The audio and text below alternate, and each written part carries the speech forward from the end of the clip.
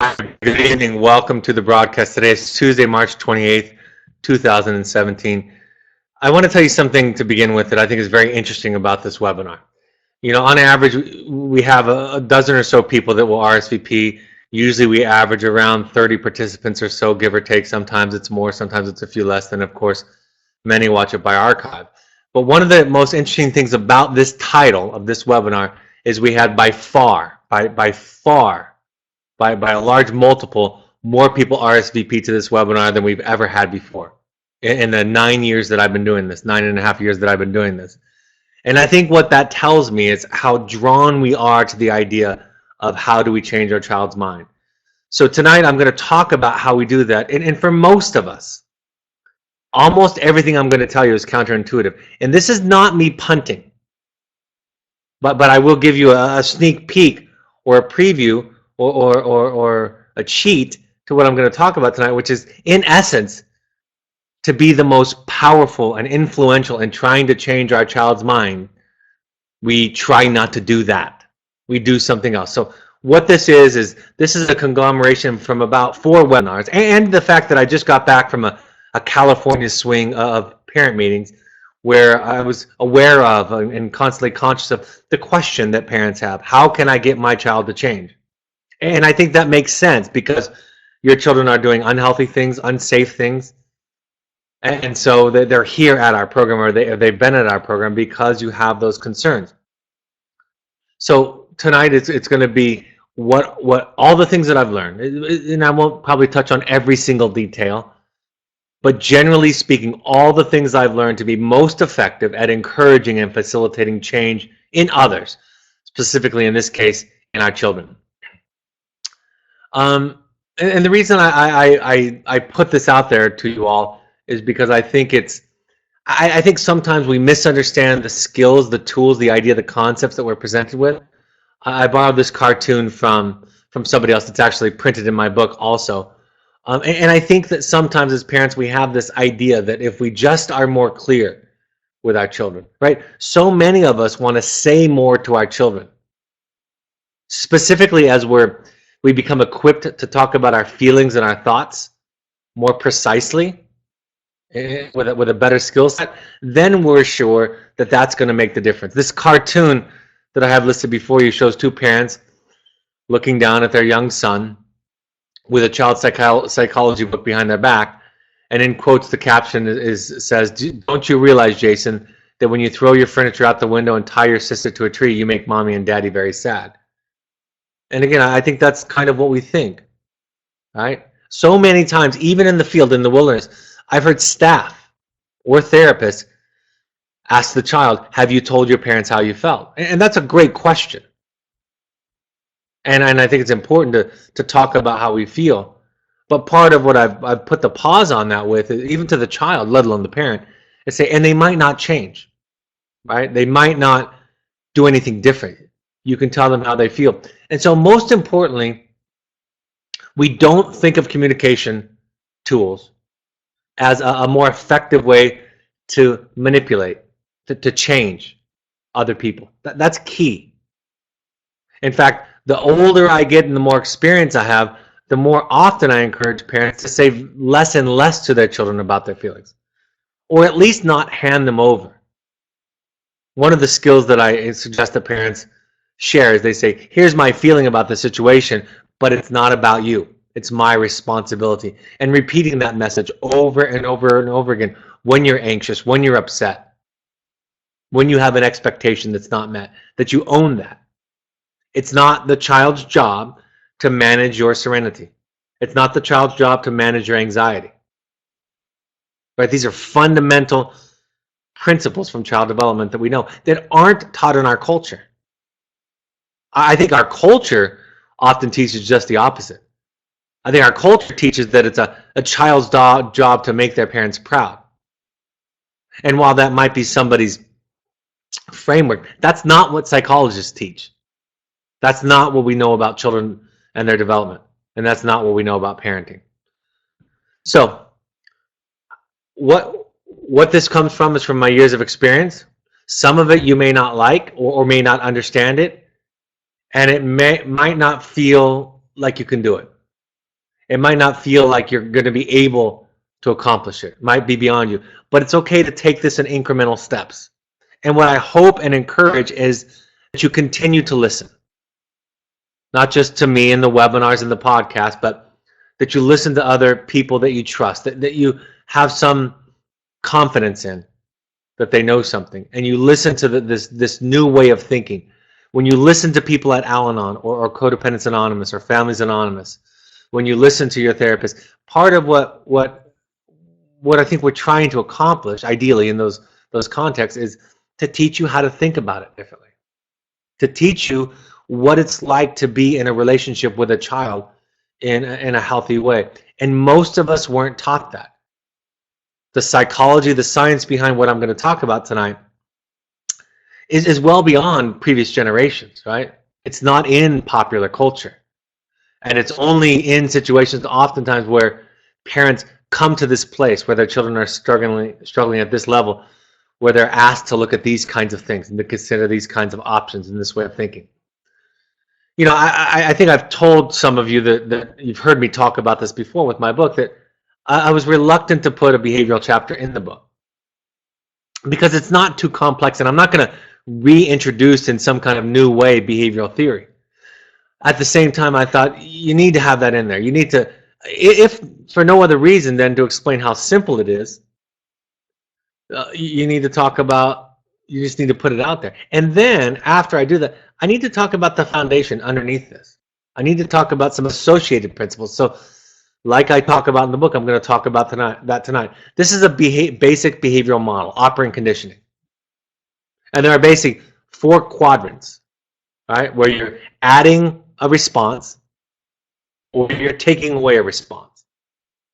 And you're either trying to get behavior to increase or repeat itself, or trying to get behavior to decrease. And we can all imagine various examples in these 4 quadrants, right? We can imagine that punishment is a negative response in order to see behavior extinguish or go away or subside. We look at reward as a positive response to have behavior increase. The worst part of punishment, there's 2 parts of punishment that are difficult, that are challenging, and why we might have not the best of opinions about it, and that is these 2 ideas. Number 1, it can be cathartic. That's not a good thing. In other words, it can come from a place of anger or from a place of revenge or vindictiveness. It comes from a place of release. And that's not, none of those motives, none of those origins benefit the child. None of that is about the child. So that's one of its risks. And at a basic scientific level, the other weakness of punishment is it doesn't tell somebody what to do.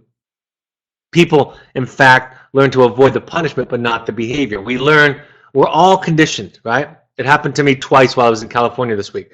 I wasn't even speeding, but I saw a cop and I automatically hit the brake. And I'm going the speed limit. So we learn to avoid the punishment, but we don't stop speeding, for example. I don't speed just because I don't speed, but that's just an example about how we can adjust to it, and we're not really making any progress. But I think parents get held hostage by punishment, right? They think of it as punitive, and it can be. I can't tell you how many times over the years I've had a child say to a parent through a letter or on a phone call, "You're just punishing me." And my response would be to the child, "What's your point?" Punishment is one of the ways that we can influence and impact behavior, right? There are laws and punishments, and they impact our behavior. It's a lower level of moral development, but it can be effective, especially in situations that are urgent or time sensitive or life threatening, right? You don't want a child to run out into the street, so you're going to scold them from running out into the street. You're going to stop them from doing that. So, but it has its weaknesses and its limitations, and I don't think that necessarily means that parents need to be held hostage by it or paralyzed by it. It's okay, right? If your child goes over their cell phone bill 3 months in a row after discussions and other things, what is everyone on this webinar going to imagine themselves doing in an ideal situation? They're going to take away the cell phone. They're going to charge the child with some chores to work it off, right? That's common sense. It's just we need to be aware of those other things. The other thing that maybe there's two more important principles in the psychology of this. The first one is functional analysis. It's part of behavioral theory. Functional analysis is understanding the context. Functional analysis, simply put, is a method for identifying the purpose, context, and unique characteristics of a behavior, as well as the features that reinforce or maintain the behavior. So that's why simple behavioral theory doesn't always work, because there might be another need that's getting met that we don't recognize. Attention could be one thing. Separation from parents. The cathartic feeling that a child has at defying a parent and getting back at them, revenge. There could be, we can imagine a whole host of reasons why somebody's doing the behavior. So simple behavioral reinforcement might not address all of those things. But it's important that we begin to understand them. Because I remember from graduate school, my first semester in graduate school, they presented a case study to demonstrate functional analysis, where they asked all of the students at a junior high, I believe it was, in a wealthy county in San Diego, a wealthy county. They offered them a reward for returning library books that were overdue or lost or that had been taken. And they had very little response. And when they went to the student body president, vice president, the student body board, government, they asked them, what's the deal? And the student body officer said, people in this school don't care about $5. Well, what do they care about? The student body officers were asked. Well, if you give them, for example, one day when they can dress in their own PE clothes for working out, you're going to see a lot of books come back. So they changed the policy and they gave each child a pass that they could have a day or a certain amount of time where they didn't have to dress in the school issued PE clothes. And they saw record numbers of books coming back. It was understanding the context, right? And so it's important that we understand that. I talk about in the book, using behavioral tools is fine. This is the header of the behavioral chapter. Using behavioral tools is fine, but only if they are nested in love and awareness. And we would be wise to first listen to what the behavior is telling us before we launch into changing it. And we can become behavior focused. And we can forget as people and parents, because the behavior is threatening, it's frightening, it's worrisome, and that blinds us to this idea, this ability to look beyond it, especially if you're a parent. That's why, as I've said many times, therapists are better positioned often to provide that objective experience for the child and for the family. And in many cases, you might be able to do that for my children where I could not. So we look at, we try to listen to it, right?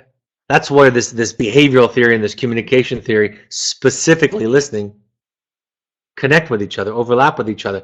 Because if you can provide a safe place, a safe container, which means that you're going to have to manage your anxiety, right? If a child comes to you and says, I'm experimenting with this or that, I'm doing this, I did that, and your response is, metaphorically or literally, if it's, then your child quickly and aptly recognizes that you're not safe. They then are aware that they are being asked to take care of you. So you have that feeling inside, but you deal with it somewhere else. You have a therapist, you have a support group, you have a sponsor, you have trusted colleagues, you have partners in co-parenting ideally, where you get to manage that. And you let that inform you, but you don't live out of it, right? Because then you're not safe. It's not denial, right? It's qualitatively different. You're not saying, I don't see it, I only see the positive. You're saying, this is going in a certain direction, and the odds are it might blow up. And I'm going to be as aware as I can. I'm going to be informed by it. I'm going to run it through what I call the parent filter, and I'm going to make decisions based on that information. Fear can wake us up, can motivate us to start, but we can't live by it. It's not long-term fuel for mental health and responses to others, especially our children. So in functional analysis, we learn to, Identify the function of the behavior. What are the consequences that maintain the behavior? So when your child is presenting with symptoms, right? And symptoms that show a pattern become diagnoses. When we look at their diagnoses, what does that diagnosis tell us about us? What needs aren't getting met? And we have compassion for, and empathy and understanding for even the behavior that looks so off-putting, so offensive, so contrary to what we believe. And we work with people to be able to have that capacity and develop that capacity. And when we show up that way in our parenting, we're safe. And we want to be the safe ones, right? We want to be the people that our children use as a resource. But we can't be a resource if we're compromised in the ways that I'm describing that fear and anxiety does to us. What does the individual get by doing the behavior? What does the individual avoid by doing the behavior? The primary gain of a behavior is how it alleviates some kind of discomfort or anxiety in me. The secondary gain is how does my environment reward me? And I even talk about this with things like depression. I have the clients write papers on what are the benefits of depression, right? And part of that is for them to be aware that if you remove somebody's symptom, there's going to be a hole there, a gaping wound there, small or large. And somehow that has to be healed and addressed. So just stripping somebody of their defenses doesn't work. In fact, it's akin to cutting a root off at the surface. Cutting a weed off at the surface. The root of it is still there. It's going to pop up somewhere else in the garden. This is from the webinar, the chapter of my book on control versus influence. And succinctly put, I want to say this as clearly as I can. I talked about this in both the Los Angeles and in the San Francisco parent meeting this week. Decisions around structure and strictness are not the solution. I can't be more clear. They don't solve the equation. They are the evidence, ideally, the evidence of our truth. They rise out of our truth. What we believe, what we feel, what we know, our awareness, our love, our concern, our compassion, our support. And so when you ask me or anybody, what should I do about X? It's a nearly impossible question to answer. It's going to be followed up with, what's your goal? What are you trying to accomplish? What's your intention behind this? And then we start to analyze, right? We start to dissect that process of what's going on for you. And then we talk about the effectiveness of that particular decision meeting your goal. And so in the end, therapy is ideally, or parent coaching, and I think there's a lot of overlap in the way that I do it, is to find your truth for you. So if the question is, should I let my daughter who's just home from aftercare go to a concert where there are going to be drugs and alcohol? I don't know the answer to that question because I don't know the goal. I don't know how you feel. I don't know your truth. And if the thought is, this is clear, if the thought is making that decision one way or the other is going to determine or cause the continued sobriety or relapse of your daughter, you can't get it right. And yet, if you think about it in terms of what's my truth, what's my healthy self-care, what's my boundary, you can't get it wrong. So what we've learned about structure and strictness is that it's not necessarily equated to control. In fact, the most permissive parents that I've dealt with are controlling. How can that be true? Because most people equate and think that control and strictness, high levels of strictness, are synonymous. Absolutely not. They can be, but most permissive parents are controlling because they use emotional manipulation. And they're trying to get an outcome. They're always looking for that silver bullet. It's up to them for their child to get it right. And think about that. If you live as if it's up to you, it makes all the sense in the world that your child both overtly and innately blames you. Because that's the culture, that's the psychology that he or she is living in. If it's about you getting it right, then your child is right to blame you and to make you responsible for his and her successes and failures. And we know that just commonsensically that doesn't make any sense. We don't want that. But Good parenting is its own reward. Good living is its own reward. Finding and expressing your authentic truth is its own reward. Showing up in relationships, honestly, authentically, compassionately, creatively, open, all of those things. And I can add more to that list. That's its own reward. And that's what we're trying to develop here. And it's an interesting dialectical, right? Because what we're trying to teach is this idea that you can be completely accountable for all the things that I just said, how you do and don't show up in those ways, and you cannot be accountable for how the child responds. That's psychology, folks. That's the ingredient of healthy attachment. That is seeing an other person as other. That is honoring their otherness. And most of us, because of our fear and anxiety, because we don't want to hurt, and we hurt when our children hurt, we try to control outcomes. And we go through life asking questions about what should we do. And that's based in, if I do X or Y, it will turn out well, and if I don't, it won't. And I think even therapists and programs sometimes reinforce that blame game.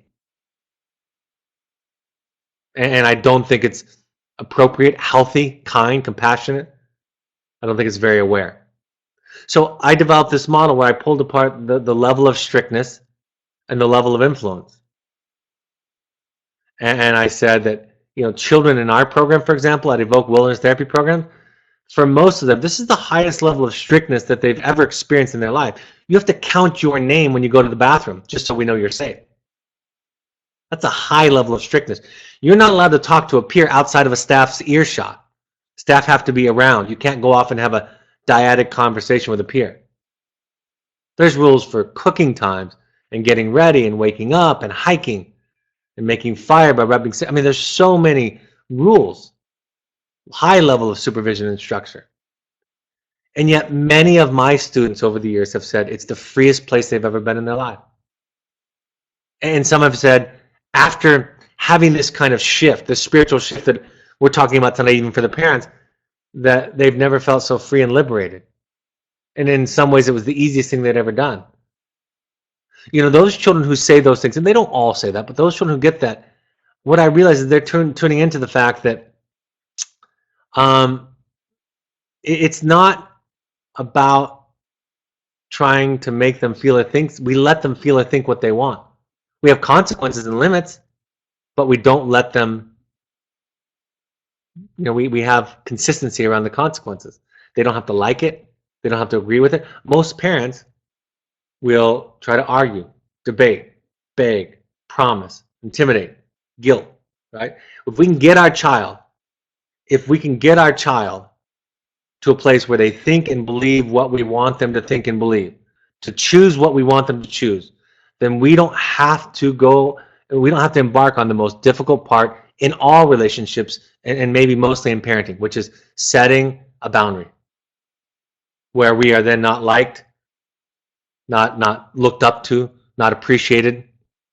And that inability to do that comes from our own childhood woundedness. Somebody's asking for more specifics. I'm going to get into the kind of the do's and don'ts.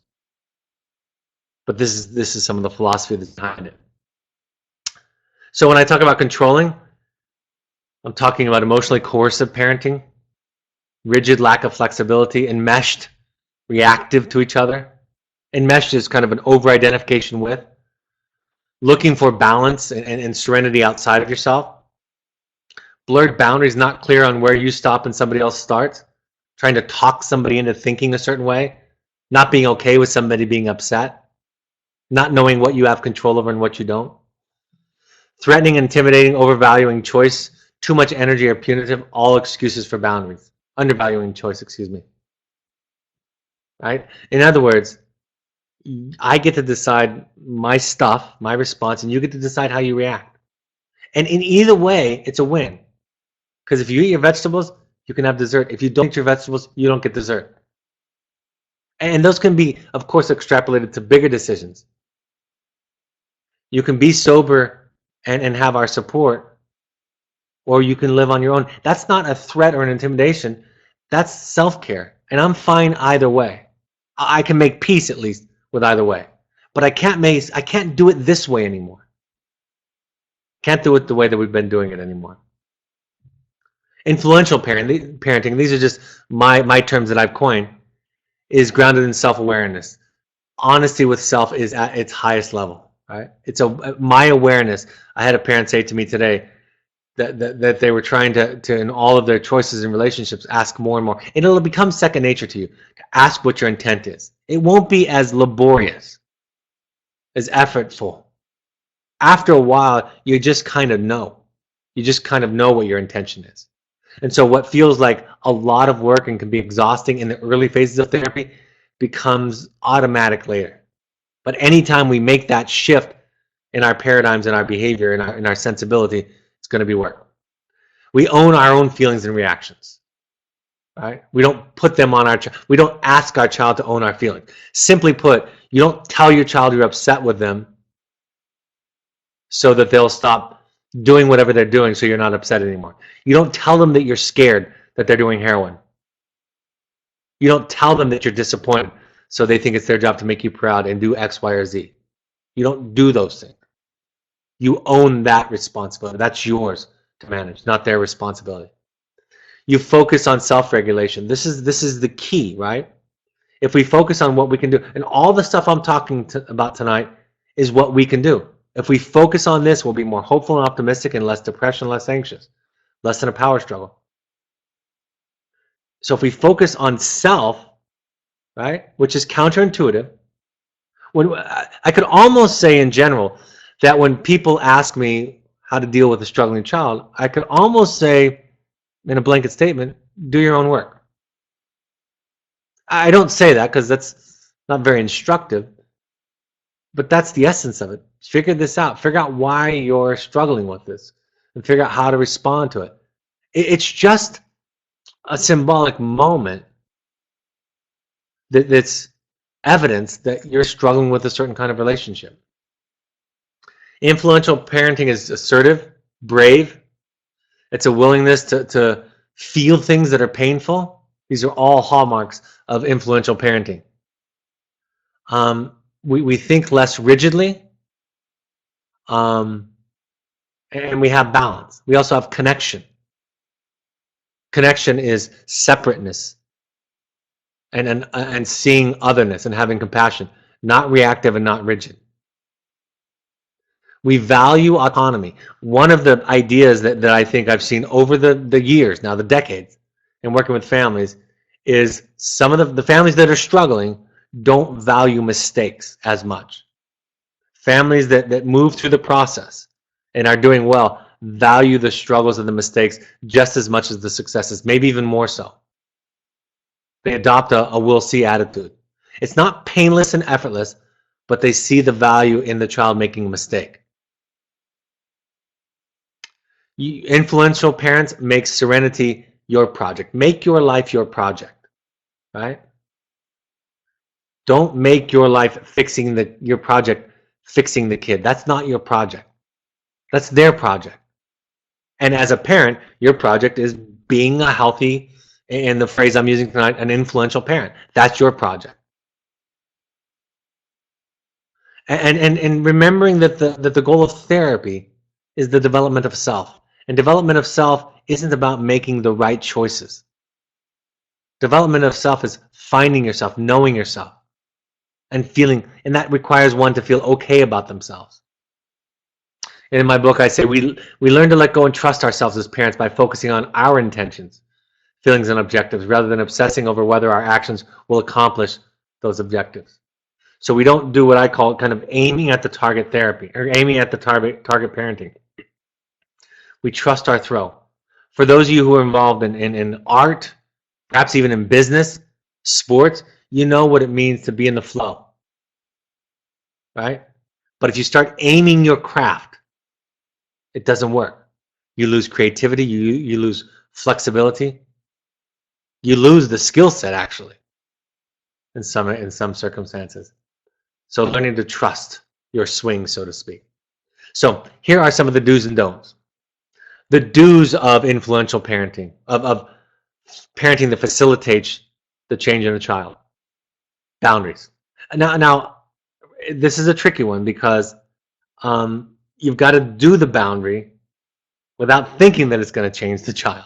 You've got to do the boundary because the boundary itself is healthy self-care, right? This is the thing that I teach parents to say. This is what I feel comfortable with or not. And like I talk about, it's not about being right, it's about being you. The problem for humans is that being us wasn't enough in our growing up. We had to be right. But we're learning in this work at Evoke that being you is enough. You get to be you. So you start showing up with healthy boundaries. I don't feel comfortable with you doing that. I don't feel comfortable with you going out. I can't support that. This is my limit. And it's about me, and I'm okay with that. And then children learn to respond to other. They learn by virtue of somebody that has healthy boundaries, they actually learn empathy, right? They become less self-centered because they have to respond to this imperfect human being that they call mom and dad that has limitations. That's actually okay and healthy. If children had unlimited parents with unlimited capacity, they wouldn't learn things like frustration tolerance and delay of gratification. They wouldn't have to even consider an other. So boundaries, they do a lot of good things, but we don't do them to change people. We do them because they're the right thing to do for us. We teach by experience. What I mean by that is the child learns, it's not by our lectures. The children have your lectures. All the children that come to our program, for the most part, have all of your lectures memorized. They're good at giving them to other people. But experience changes people. Experience is how children learn. They're not as verbal as we are. So what we think makes sense and then how we learn is not necessarily how we learn. Besides the fact that, isn't it true for all of us that a lot of us know more than we can do? Why is that? I'll put myself in that category. I know 10 times more than I'm capable of doing in a given day. So it's more than just a data or an intellectual exercise. Experience is what changes us. We learn to show up in the way that I've described. Authentically, compassionately, patiently, reflexively. We learn to listen and validate, and we learn to contain. That's what children need from a parent. We learn to manage our side of the street, to not obsess about our child.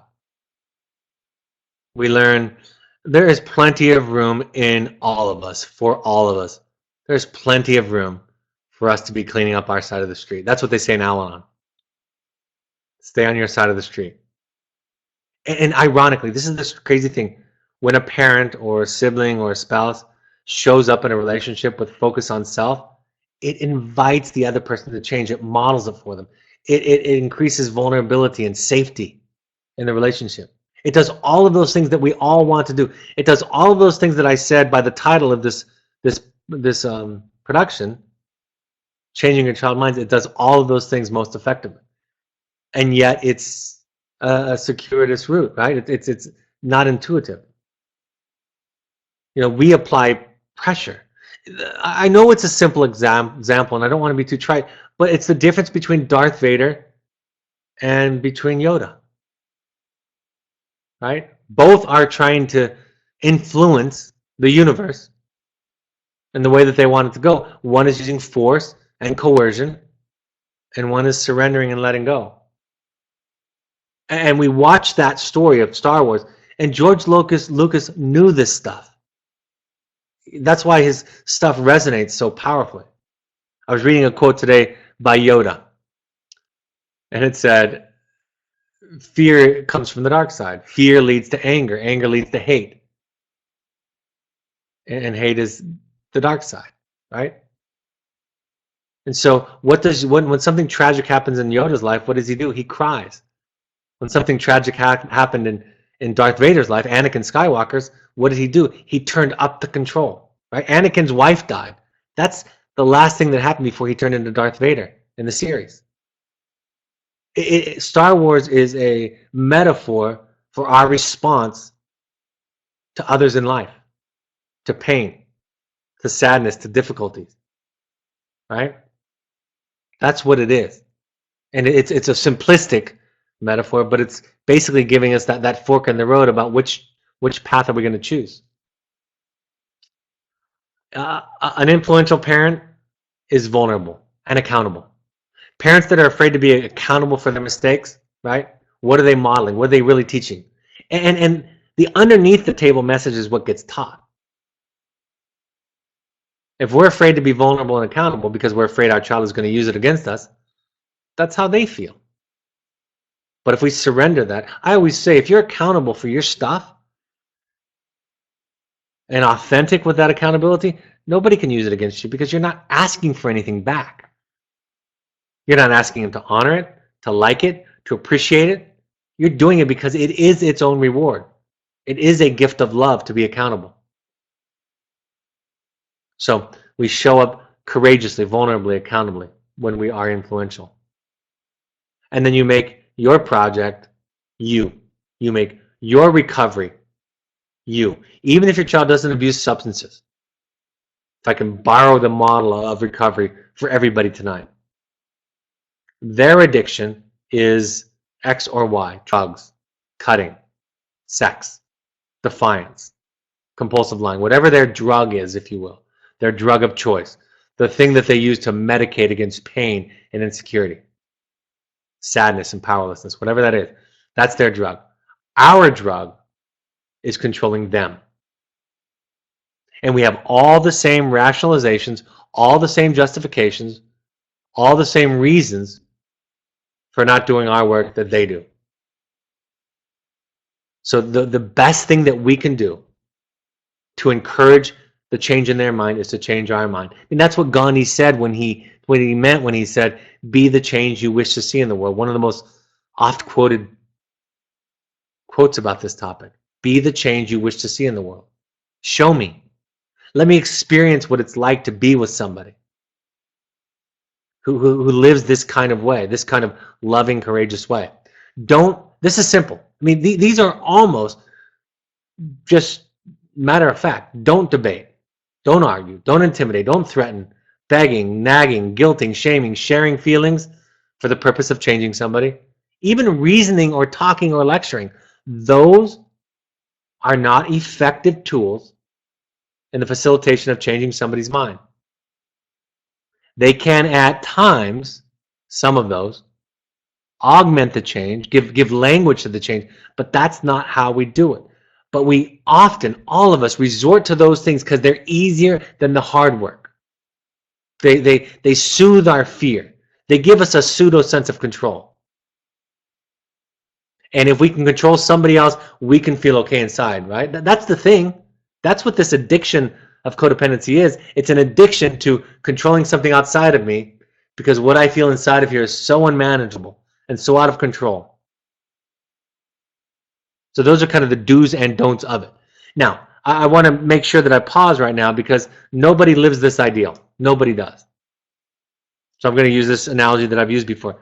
This is the ideal. This fist represents the ideal. This fist represents, 6 inches away, 8 inches away. It represents what I do, what I'm inclined to do, what I did yesterday. And there's a space in between these two fists I'm holding out in front of my face if you're watching the webinar. If you're listening on the podcast, it's two fists about 8 inches apart. And the stuff in between, the space in between is your work. Why can't I respond like Yoda, like Gandhi, like Mother Teresa, like the Buddha? It's okay that I can because I'm human. Some of them are even human. It's okay that I can't because that's me and then I have work to do. Doesn't make me bad or wrong. It just means I have that work to do. When we can embrace that idea, that concept without shame and guilt, we can grow and do better. And showing up that way in the lives of our children is a huge gift and blessing. You show up as a more complete and whole adult in this way, nothing can be more helpful and supportive in your child's development and evolution than that. So that's the work that we do. We begin to understand what the ideal looks like. We begin to understand that when our child tells us, they hate us, or they're angry at us, or they think we're horrible, or that we don't love them. We begin to see them, to understand them, to be able to listen, to honor them. We don't make it about us. We get rid of the need to be good. Right? These are the barriers to being able to do all that I've said. The need to be good, to be liked, to be viewed as a successful father or mother. Those get in the way. Those needs you have get in the way of taking care of your children. Fear and anxiety, of course, get in the way of taking care of your children. The need to be loved by your child gets in the way of you being there for your child. Your fear of abandonment. When I say this out loud all the time, I always think of this as kind of, it's remarkable because it's true for us. I felt it. I felt all of these things before. That's why I can write this webinar. We worry about our kids abandoning us. That's backwards thinking. That need not be our consideration. That's about our own abandonment issues. That's about us being alone. Love is about how can I be there to support you. I don't even ask the question, are you going to abandon me? I ask the question, what can I do to support you? And if I feel okay about it, I'll do my best. And Alice Miller talks about, she's the one that wrote Drama, the Gifted Child, the most important book, in my opinion, on child development, written in the last 50 years, 60 years. She talked about parents are really asking for something from their child that they didn't get from their parents. And it's not appropriate. That's not the direction of energy of love in a parent-child relationship. It's down, parent down at the child. Not about what they give to us. Their mental health is not measured by if they like us or love us or respect us or admire us. It's not even about us. That's what the author of the Four Agreements teaches us. It's not even about us. It's about them. And when we can see that, because we're managing all of these needs that I've listed, then we can see them. If what they say is a simple reflection of us, it's going to get in the way. If we have these needs unchecked, if we're relying on our children to meet some of these needs, we're going to have a very difficult time listening to our child, seeing them, and responding to them in a supportive way to help them with their needs. If we want them to feel or think a certain thing, that's a barrier. For example, I want my children to feel loved, or that I'm fair, right? I can't control. I had a dad who did everything in the world to try to get his kid to feel loved and cared about. And guess what his kid complained about all the time? My dad doesn't love me. I mean, this dad went to the ends of the earth for his son, to a fault, because he was invested in getting his kid to feel loved. And I said to him, you can't control whether your kid feels loved. You can only control loving your kid. And that's not semantics. I'm not being a tricky psychologist. It's true. It's basic logic. I can control loving you. I can't control whether you feel loved or not. If you tell me you don't, I can listen and be informed by that, ask myself questions. That's the parent filter, the adult filter that I was discussing. But I can't control whether you think that I'm invested or that I care. I can only control whether I am invested or if I care. So again, we change our focus. It's subtle, but it's important. And believe me, folks, it makes a drastic difference in our relationships. Alice Miller said it this way in Drama, the Gifted Child. We then realize that all of our lives, we have feared and struggled to ward off something that cannot happen any longer. It has already happened at the very beginning of our lives while we were completely dependent. So much of what blocks us, what gets in the way, and I don't want to be too extreme, but I can say so very, very much of what gets in the way of effective and healthy parenting. So much of it is in the context of our own childhood, in the wounds of our own childhood. In my book, I say children can adjust to high levels of structure.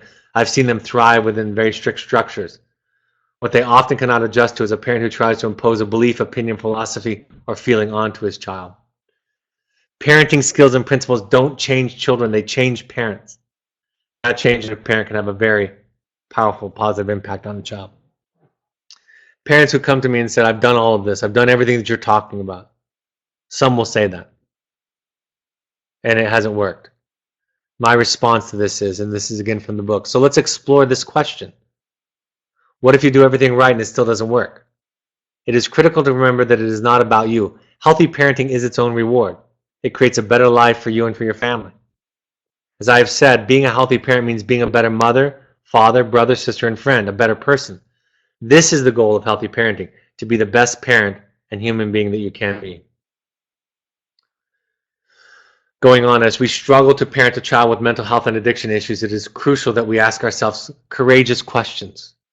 These questions lead to the transformation where we understand the effects of our behaviors on others and on ourselves. Pure accountability asks for nothing in return.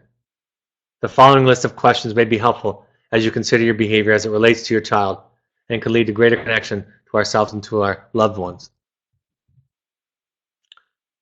And then I have a list that I'll go through. Actually, it's a list in the back of my book. I didn't list it here. Those are the courageous questions section of the book, the resource section of the book. Those are the questions to ask yourself. That's the work of parenting. No matter the story or the situation, the heroic journey is always inward. I love this quote by Alice Miller. Experience has taught us that we have only one enduring weapon in our struggle against mental illness: the emotional discovery of the truth about the unique history of our childhood. We must try, in a long process, to discover our own personal touch, a truth that may cause pain before giving us a new sphere of freedom. If we choose instead to content ourselves with intellectual wisdom, we will remain in the sphere of illusion and self-deception. And then she goes on to say, most people do exactly the opposite without realizing that the past has constantly determined their present actions.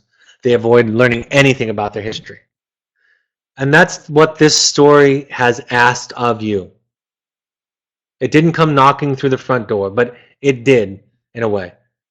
This is all that I know about helping children. This is the summary, the overarching. This is what I know. And I don't get paid to be ineffective. I don't get paid to fail at my job. I don't get paid to not facilitate. I get paid to facilitate, to encourage, to support, to inspire change. These are the ways that you do it. And like I said, you might not like it. It might not make all the sense in the world or be intuitive.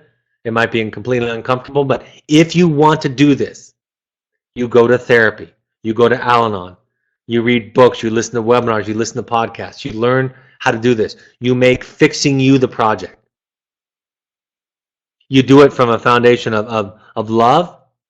You don't do it from a place of guilt or shame or self-judgment or criticism. You see your humanness and you have compassion and understanding about it, just like you do with your child. That's what I know. That's how to change a child's mind. And when I can show up that way with my children, and sometimes I do better than others, or with your children, or with you, I'm better. You're better. They're better. When I try to aim it, when I try to coerce, when I try to trick it, when I think that I can cheat the system, shortcut it, you can't. You can't fake it. Because the unconscious reads the unconscious. And if I think it's my job to get you to change, it doesn't work. If it's my job to understand you, to love you, to have compassion, for you to make sense, for me to understand your background and how you got there, to validate that, to support that, if I do that, if I make that my work as a father, as a friend, as a therapist, in that context, you can't help but change. You can't help but have the shame and the judgment melt away.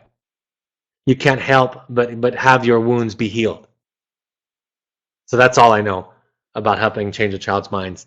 I'm happy to go through some questions. The first question, can you please expand on why sharing feelings is the don't category? It is it always? Is it sometimes? It seems to me that it is partially being vulnerable.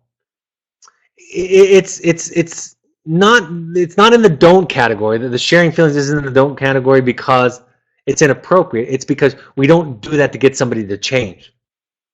Right? That's not the model. If we do that, if I tell my child that I'm upset and I imply that it's their job to change so that I'm not upset, I'm teaching them to be responsible for my feelings. How are they going to know who they are? How are they going to know to say no to their boyfriend later, or to their wife, or to their friend, when their friend or boyfriend or wife or spouse asks them to do something that doesn't resonate with them? They've been wired by me, in this example, to feel responsible for somebody else's feelings. And those people say the same things that I did, which is, I care about you. I love you. You're hurting me. So we're wiring brains to lose themselves, to not know who they are, to be responsible for other. That is fundamentally pathological. And yet it is almost ubiquitous in our culture, that it's our idea that parents are supposed to tell children how upset they are, worried they are, so that the child will change. Absolutely not. We do it to own it. We do it to get clear. We don't hand it to them. And we don't say it over and over again. We might say it once, but we say it and we follow it up with immediately every time with, this is my job. And it's okay to say it's okay to say to a loved one, I'm worried, I'm concerned about this, and I have questions, and I love you. That's different than me handing it to you with the conscious or unconscious implication that you have to change to make me feel okay. That's why it's in that category. It's not inherently good or bad. It's the context, just like a hammer. A hammer is not inherently good or bad. It can be used to kill somebody or put a nail in a wall, piece of wood. So the tool itself has no intrinsic value except for in the hand of somebody who has the right intention, a healthy intention. That's why it's in that category, because we so often use it for the wrong reasons, toward the wrong end. Next question.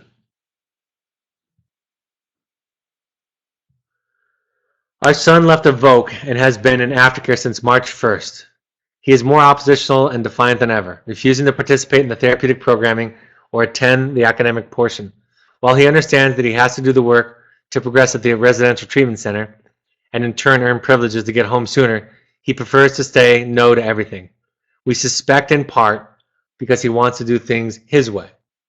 We've done well on holding the line and not giving in to his attempted guilt trips during our few phone conversations. We are taking care of ourselves and in therapy, but he's not close by to witness this. Just wondering if there's anything we can do to help him.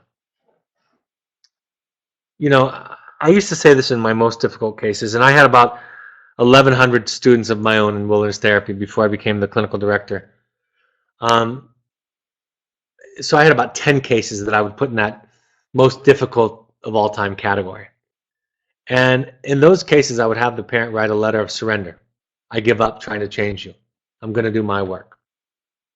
I'm going to hold on very, very lightly to the reports about how you're doing. I'm not going to talk about that with you anymore, actually.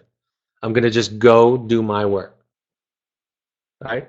Sometimes they would not write. They'd write a very short letter, a one-sentence letter. Hope you're doing well, love you. Sometimes they would write other students in the group, other clients in the group. Sometimes other clients in the group would write them. But there was a ceremonial and figurative letting go. So I would say let go and let go. Keep letting go. You know, don't ask what can I. This is the irony of this. It's not a punt, but this is the irony of tonight's webinar. Don't try to change him. Let go of that. Try to understand him, like you did in your question. He's doing it his way. It might be for autonomy, it might be for a power struggle, but the way out of a power struggle is out. And it's not. It can start off as technique, but it is really saying, I let go. And with my students, I would do that to them. I would say, you know what? And I wasn't being sarcastic. I would say, you're reminding me that I'm not in control. And sometimes I have the illusion that I am in control. So I'm going to stop really paying attention too closely with your improvement or not. Just going to do my thing, and I'll sit here and listen. So you change it to a listening and understanding. You let go of the power struggle. You let go of him changing. And there might be some kind of ceremonial way to do this, like I just suggested, or you might just do it. But focus on you. Let go of him. You know, when I talk to parents, what I really like what they do is when they tell me when a child is doing something or not doing something unhealthy, they say, so that's his or her issue, but here's how I'm responding to it this time. And that's kind of what you're doing, right? and do more of that thing, of that letting go. Next question. Thank you for the webinar. In my experience, this is something I need to keep hearing on a regular basis. A lot to unpack. That's why I keep watching and learning as a journey. And you know, I know after years of doing this, almost 10 years now, I'm not presenting brand new ideas every week. There's so much overlap and so much of the same things, whether I'm talking about depression or addiction or codependency or boundaries or self-care or a book. But it is part of the benefit of this. And I don't think you have to do this. This is one avenue. It's learning how to think. What does it sound like? And I know for somebody like that first question, it is kind of abstract. Because the solution isn't, some parents said to me last night in San Francisco and Oakland, Marin County actually, he was giving an example, like, what do I do in this example? And my response is, I can't answer that. Not because I don't know the answer, because I've learned that that's not the right question. Right? The right question is, how are you thinking about it? What's your relationship? You know, in the book, what I discovered that I put in chapter 1 is, the question is not what to do. The question is, who are you?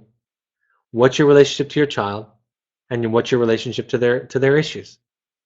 Those are the questions. What do I do will never solve anything. The question is not, do I get divorced or not?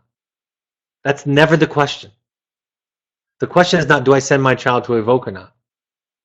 Because if we do those things from a place of trying to control other, we'll never get it right. And if we do those things because it grows out of our own truth, we'll never do it wrong. And if we measure the rightness or wrongness of something by how somebody else responds, in that very instance, right, in that we're surrendering who we are. We're turning the other person into a mirror, to a reflection of us. We're not taking on, as Gandhi says, the heroic task of our own individuation. And of all the people on this planet, the ones that least deserve that responsibility of our individuation are our children. Thanks, folks. Thanks for joining us. The upcoming announcements, we want all parents to attend 6 12-step support group meetings while they're with us. Al-Anon, CODA, Families Anonymous, Nar-Anon, or Alateens for Teenagers. NAMI.org, NAMI.org are also a nice resource to go to classes, education, and so forth. Follow us on social media, podcast app, Evoke Therapy Programs, or Android devices. Use the SoundCloud app and use Evoke Therapy Programs. You can download these webinars, these broadcasts, listen to them on the train while you're driving. Follow us on Twitter and Instagram for stories, inspirational quotes, pictures. Twitter and Instagram at Evoke Therapy. Facebook, Evoke Therapy Programs. You can find the Second Nature Alumni Foundation on Facebook. It's a foundation for people who can't afford therapy. You can also go to the blog to find interesting stories, inspirational stories in education. My book, The Journey of the Heroic Parent, is available on Amazon. Also, an audio version is available there. You can go to the Parent Alumni Foundation book page on Amazon. That's the URL if you're watching the webinar there. It's part of the Amazon Smiles program. A percentage of those proceeds go to help people who can't afford therapy. Upcoming parent support groups, April 26th in Orange County, May 3rd in New York, May 17th in Seattle, Chicago, May 23rd, New York, June 7th. Email Andrea@evoketherapy.com for more questions or to RSVP. We want all current parents to attend one of the workshops. Very, very, very powerful workshops. Experiential multifamily. The next one is May 27th and 28th at Entrada, our Southern Utah location. You can also, if you want to do deeper work with the programs that I run, the next individual intensive, therapeutic intensive, is April 28th in Park City. Email intensives@evoketherapy.com for more information. Pursuits are high adventure programs for families or young adults. Think of it as sober fun or therapy light with a lot of fun. Last question. I've been able to apply a lot of these concepts to my addicted son, but seem to lapse into old ways with my other son. Is this common? Yes, different children have different triggers, right? Not everybody triggers me the same way. It might be that you over-identify with that son more. You might have, we all, no two children have the same parent. Because the relationship with